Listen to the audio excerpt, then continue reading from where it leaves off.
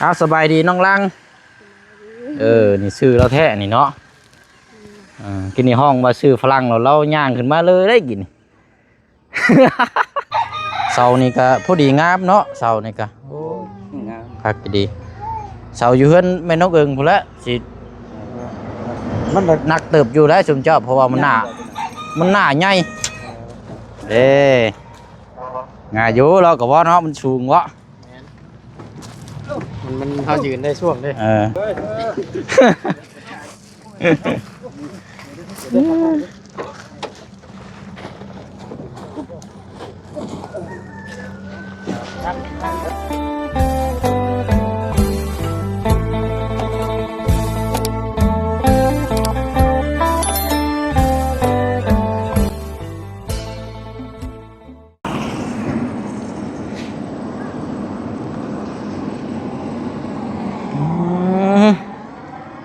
นี่แหละนี่เนาะว่าแดดกับโบแมนพี่น้องมันคล้ายๆแดดมุกขี้เท่าโอ้ยเนาะเอาเบิ่งพี่น้อง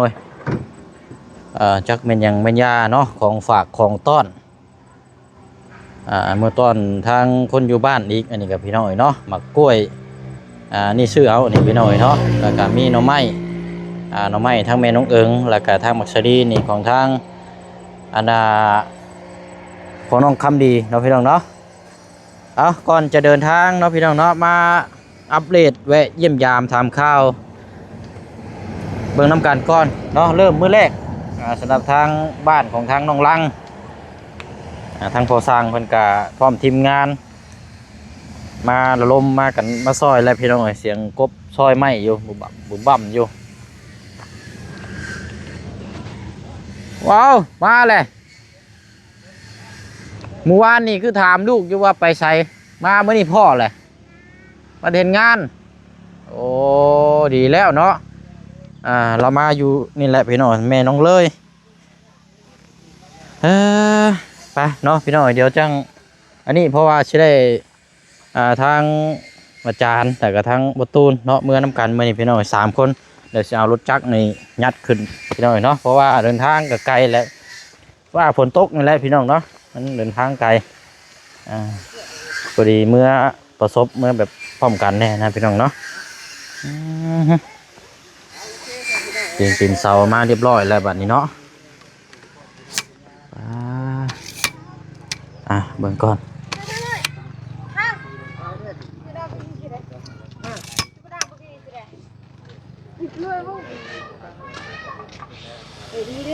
สวัสดีน้องฝรั่ง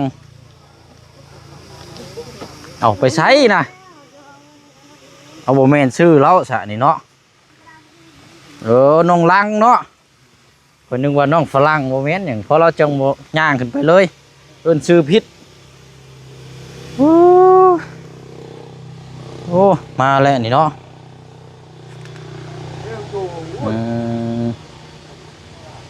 15วะนี่พี่น้องเนาะดูว่าขนาดยาวสูงเรียบร้อยเลยเนาะจูพื้นจูไฟตีอยู่ผลบนโต๊ะเมื่อคืนนี่เนาะโอ้ผู้ประตูนอนกาไข่ห่างอยู่นี่เนาะเมื่อยวะเป็นยังกินล่ะฮะกินเมียงใช่น่ะใช้เมียงนะเบิ่งนะเอากินเนาะ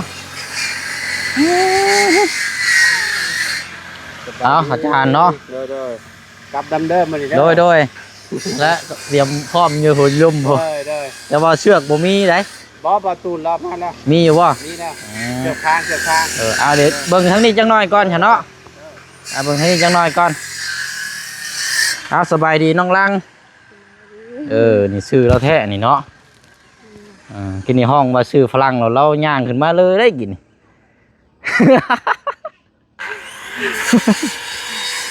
เอาเรียบร้อยละตัดเรียบร้อยแล้ววันนี้เนาะเท่านั้นกับผู้ไว้ดีนี่ยังมาเบิ่งพี่ก่อนเนาะ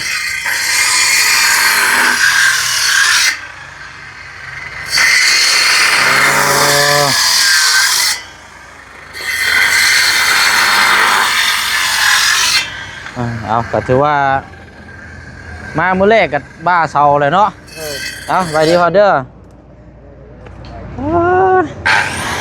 น่าสวยเลย อ๋อมาสวยแน่ ทั้งมือทั้งยึดเลยทั้งเกี่ยวยึดอยู่เนี่ยไม่ได้สวยกันนะ โดย ถ้ามือน้องฝาจะถึงจะทำ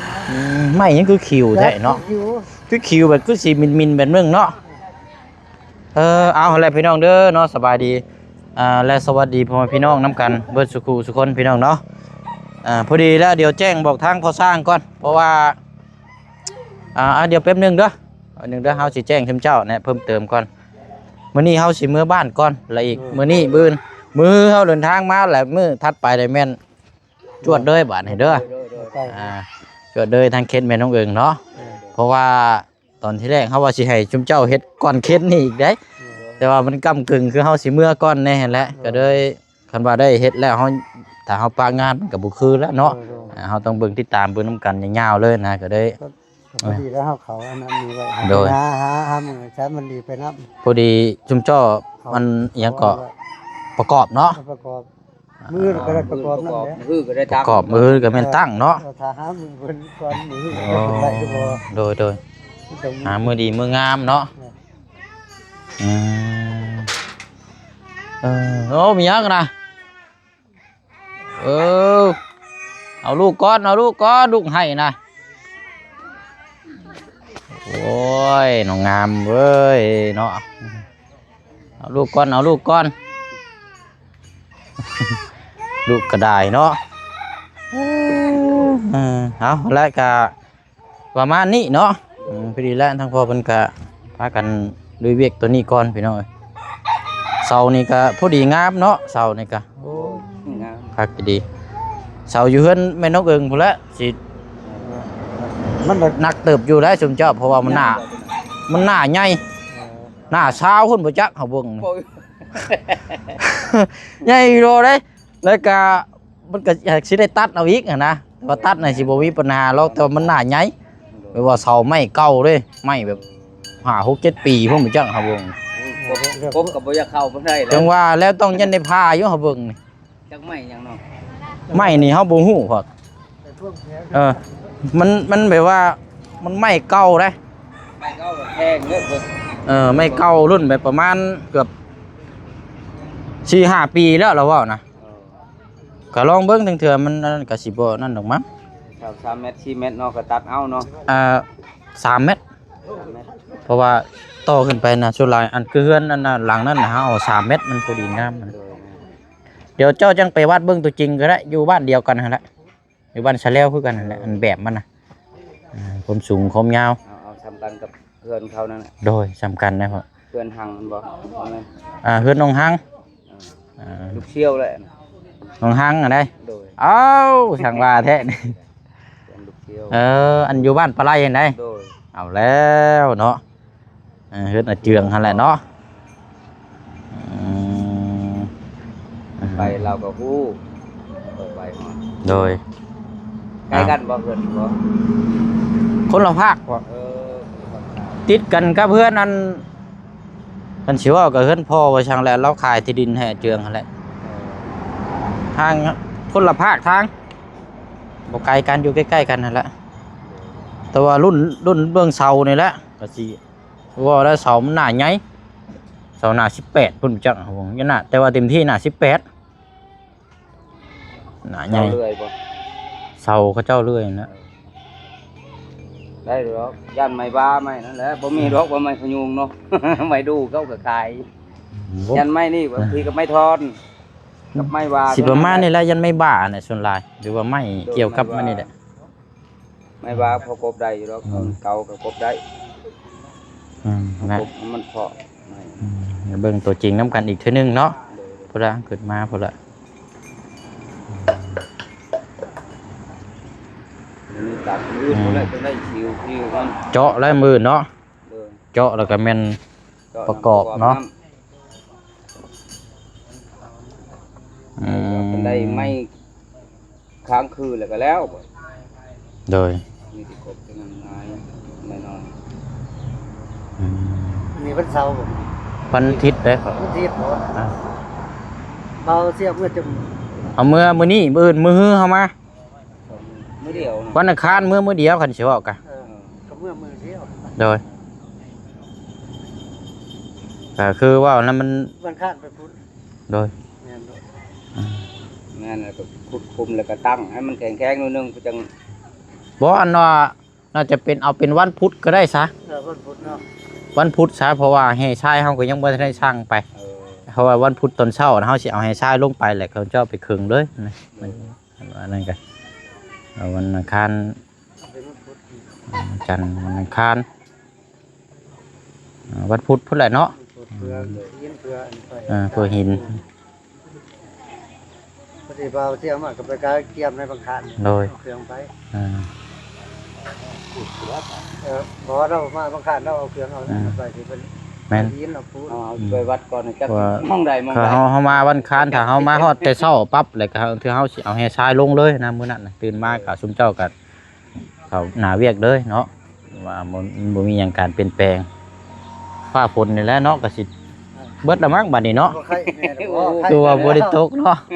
ตกแต่ซ้ำมึงเที่ยงนี่ก็เป็นธรรมดาเลยซ้ำ โดยไปอะไรเนาะให้พ่อเพิ่นเฮ็ดเวยกเฮ็ดงานมาครับทีมงานเนี่ยสิเอารถจักรขึ้นแล้วนี่ก็2คันนี่ก็พี่น้องน้ำเมื่อน้ำกันบ่ได้ซื้อน้ำมาฝากซ้ำโอ้ยเนาะ ได้300 อ๋อเพิ่มแล้วบ่ ก็มือนึง300ก็พอดี มือละ300โอ้ล่มเลยนี่เนาะ300อะไรกัน เศร้าก็ได้ เป็นยังคือใส่นั่นแท้นะ ใช่ไหม เสือเจ้าเป็นยังนะ แล้วเรื่องของมันเหลือขาด ฮะ จะมีกระทั่งเจอตัวนี้ เสือขาดเสือเฮ็ดเวียกเนาะเสือตัวนี้บ่เจ้าใส่ไปเลี้ยงงัวมีจักโตน่ะเสือได้เสือไปใส่ไปเลี้ยงงัวมี2โตวเออ ตอนใช้อยู่บ้านก็มี2 โต๊ะแต่ว่าไม่ได้อยากใช้ไม่เคยมักใช้เลย เออ อยู่บ้านต้องใช้เสื้องามต้องใส่ก็ได้ บ่มักใส่เสืองาม บอกก็ไม่อยู่แต่ว่าเขาอยู่เพื่อนไม่ได้ไปใส่ค่ะใส่เสื้องามนะ เออกันว่าออกไปทางอื่นนี่เจ้าก็แต่งตัวงามอยู่บ่แต่งอยู่เนาะคันอยู่น้ำเพื่อนซ่านมื้อซี่นี่ธรรมดาบ่เออ เอายาเนาะน้องลังไปหน่อยใช้ไผไปเลี้ยงงัวมื้อนี่แม่เจ้าบ่โอ้บัดนี้เจ้าไปเลี้ยงงัวบ่ได้แล้วเจ้าบัดนี้เนาะไปจงอยู่เบิ่งน้ำเพิ่นนี่แหละเนาะอ๋อโอ้เนี่ยไปหน่อยเนาะอันนี้ดื้อเลยอันนี้เนาะแถวนี้นั่นแหละแวะมาหามาเยี่ยมยามว่าสิเมื่อบ้านก่อนนะแวะเมื่อบ้านมือ2 มือบ่ได้สิขึ้นมาใหม่ฮ้อนๆไปหน่อยใช้พี่สะใภ้ไปใช่ล่ะ เพื่อนแหละ นอนแล้วบ่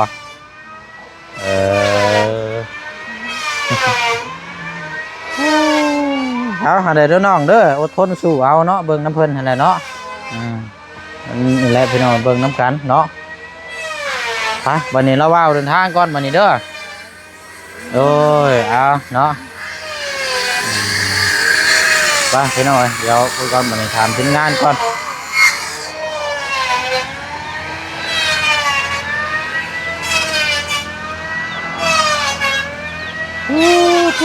เนาะเอากำลังวัดอยู่ทีนี้ได้เยี่ยมบ่ แต่ว่ามันมี3ต้นนึงตัวนี้ไงเพิ่นเอาว่าบ่ใช่เนี่ยนี่จะสิให้พ่อสร้างเพิ่นคือต้องให้มันทำสัก4เสาแล้ว เผื่อมันเหี่ยวพอดีแล้ววะ มี3ต้นนะก็เพิ่นเอามา16เซน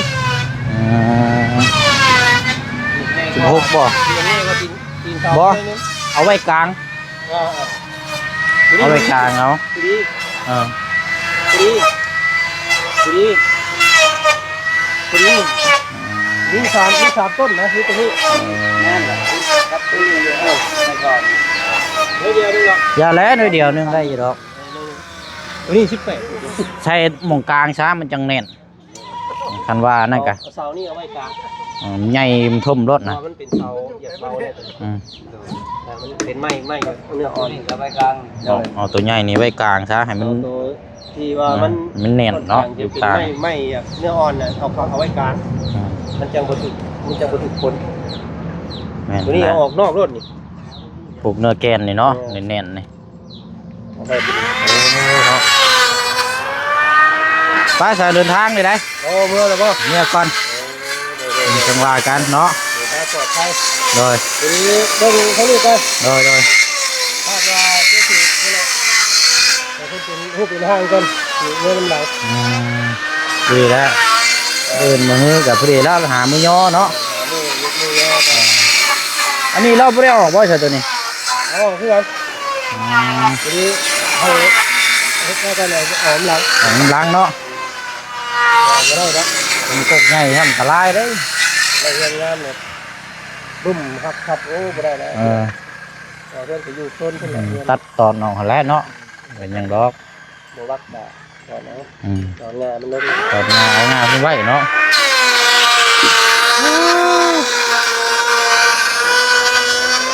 กำลังกบกำลังลุยเนาะจ้าเฮาท่านเอารถขึ้นแล้วเฮาบัดนี้เนาะ ถึงเพื่อนบอก เมื่อนับกัน ใครก็โทรเลย แพ็คคู่เลยว่ะ โทร ว่าแล้ว ครับสบายดี แพ็คคู่แพ็คคู่ เมื่อน้ำกันมันจัง อืม มวน ได้ยังวะ ย่านคนเลยนะไม่ได้แล้วกับจังหวัด คนนั่นแล้ว เมื่อจักย่านคน ไปแล้วก็เสียงเมื่อพร้อมกัน ถ้าคนนั่นแล้ว ยามั่นเลย เออ สองสามมื้อว่าคือเมื่อ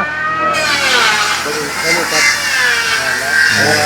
สำหรับครอบครัวที่สำคัญเลยนะกินหน้าแล้วมันทางนี้แล้ว แม่นแล้วของเขาต้องอยู่เบิ่งอยู่แล้วแบบนี้แหละเนาะหางาน เสือนู่นนี่นั่นเนาะ เออ เครื่องเป็นห้าแล้วสบายแล้วเป็นไปได้แบบ เนาะเอาสาวฮะมันเนาะเสียงกบแล้วพี่น้อย เสียงนี่รบกวน เนาะไปสาวไป โดยทางก่อน ไป ไป ชมรถก่อนเด้อได้ประตู โอ้แวกก็ได้เนาะเขาเนาะยังนี่ เอาพุดขึ้นแน่นี่ ngoài tốc chạy thế tốc thùng bên ngay này nó lột phần phô vin được khác đó phần phải khẩn như thế rồi ตั้งเงี้ยนะครับเงี้ยเอาเสาลงเลย ao kè mới hiểm bỏ จังว่า ôi dần mènแล้วnó เงี้ยเอาไว้นี่ dần kè mà im ta không đó ơiหายามเข้าเนาะยามให้หน้าตะกร้าก่อนเนาะขึ้นโพนนี่เลยป่ะ โอ้ยนี่พ้นดูดิ เอาสาว อย่างนั้นเนาะ ไปเบิ่งเด้อสิถอยก่อนอุ๊บพอจะหันยุ่งมาเลยเนาะ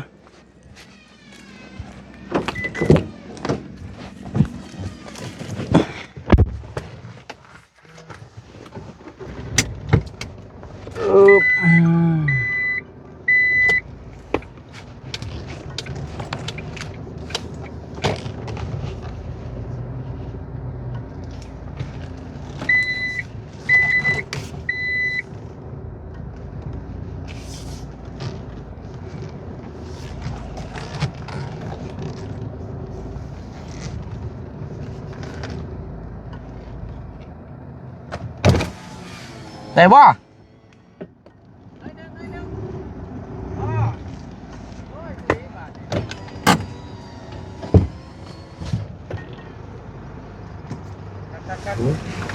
ไปเอาขึ้นก้อนบาทนี่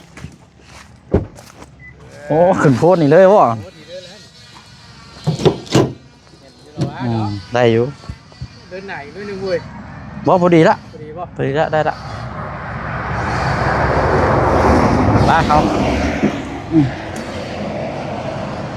อึ๊บเอาตั้งไว้หันกันก็ได้ประธานเลยโจมช่วยกันอึ๊บเดี๋ยวจะมาขึ้นเนาะ เดี๋ยวกัดโฆษณาก่อน กล้วยเมื่อผักผู้เฒ่าอยู่บ้านขุดมากิน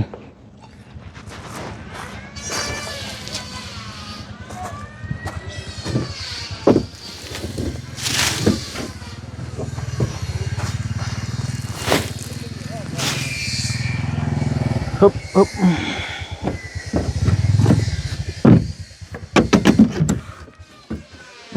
เชือกบ่มีครับเนาะไป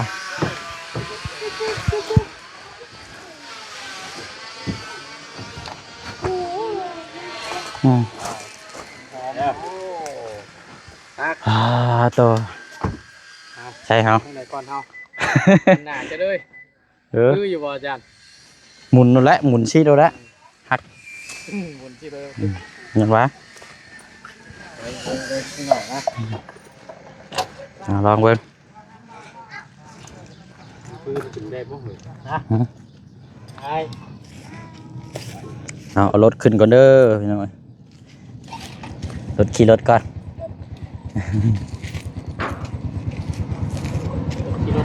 ขี่รถก่อน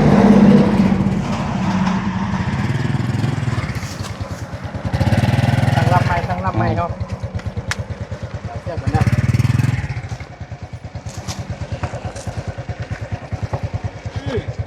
เนี่ยพอดีลูกหนวดนะพอดีอ่ะ ใช่โอ้คนกล้ามมาพอดีเลยไอ้คนกล้ามแล้วพอดีละ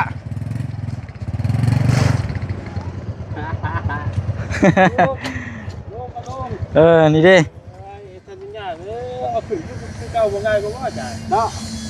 บ่นี่ลายอยู่ได้ยีดอกปะขึ้นไปเทิงบ่น้องคนสิซอย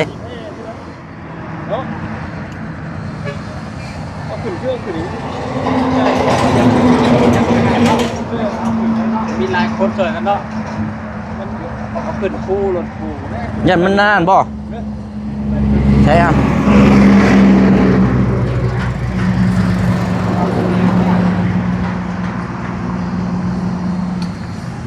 ได้ยีดอกเนาะไปโมลื่นเนาะ ไป โจมตัวแรกไปนี่ทั้งน้องเพื่อนนี่เล่นนี่ขึ้นไปเทิงพุ่นโจม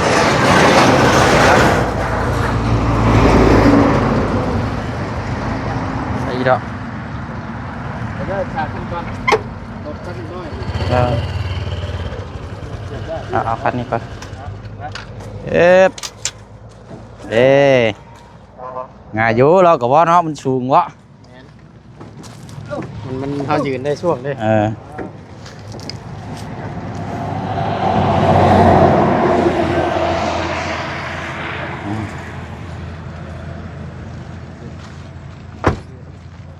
เสียบกันตัวไปอีกเนาะ จุดไปอีกเนาะ ตัวไปอีก อันปิดท้ายบ่ได้บ่อาจารย์ ได้เลย เปิดท้ายมาเลยบ่อ๋อ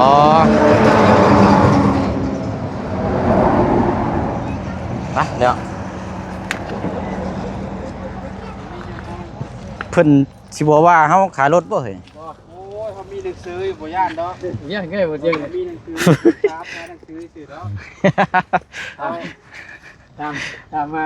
เอาซิกตั้งน่ะซิกบ่พี่บ่ซิกฟังน่ะเอาลบไปนะน้อย เอาเบิ่งเลยจับหน่อยเด้อคนหนึงยันว่ามันอันนั้นก่อน โอเค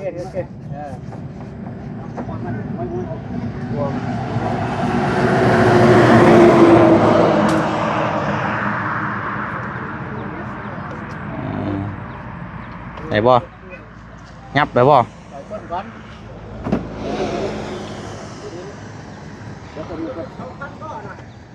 แม่นออกมาเจ้านั่นไปได้เมืองกับบุญน้ำปลาน้องก้อนกันเปิดค่ายได้นี่เมื่อแล้วเดี๋ยวร้านเนี่ยเพิ่นจื้อมาอีกแล้วเมื่อเดียว เก่าอยู่เลยติ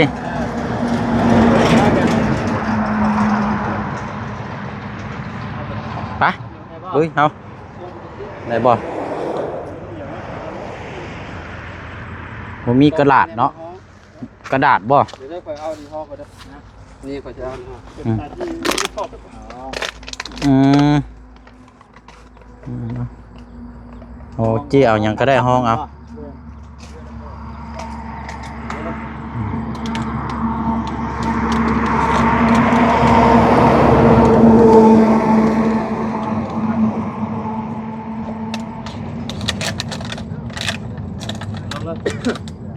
เอาเนาะ รถไปขายพี่น้องเอ้ย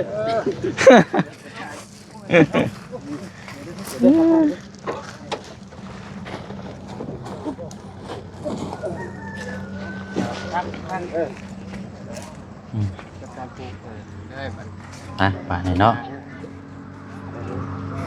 นั่นแหละวันนี้เนาะเดี๋ยวจัดแจงขอบใจน้องขอบใจละลายโดยละเดินทางก่อนมากันเมื่อยามเข่าให้หน้าตะกร้าก่อนก็เป็นนี่ได้งามอยู่บ่เข่าให้หน้าตะกร้ามัน เมื่อกระหยองเก่าแล้วตึงอื่นเขาสิพวกเกี่ยวล่ะ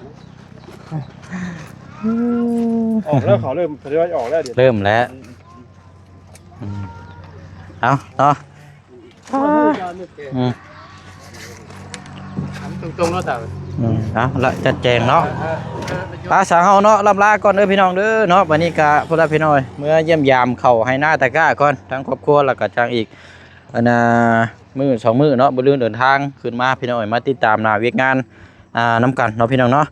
เบิ่งนํกันยาวๆเลยแหละบัดนี้พี่น้องสิ้นเดือนสะเทือนใจพุ่นละพี่น้องเนาะไปเนาะบ๊ายบายเด้อพี่น้องเด้อเนาะ FC ที่หักแพงนํกันเบิดสุขุสุคนเนาะบ๊ายบายพี่น้อง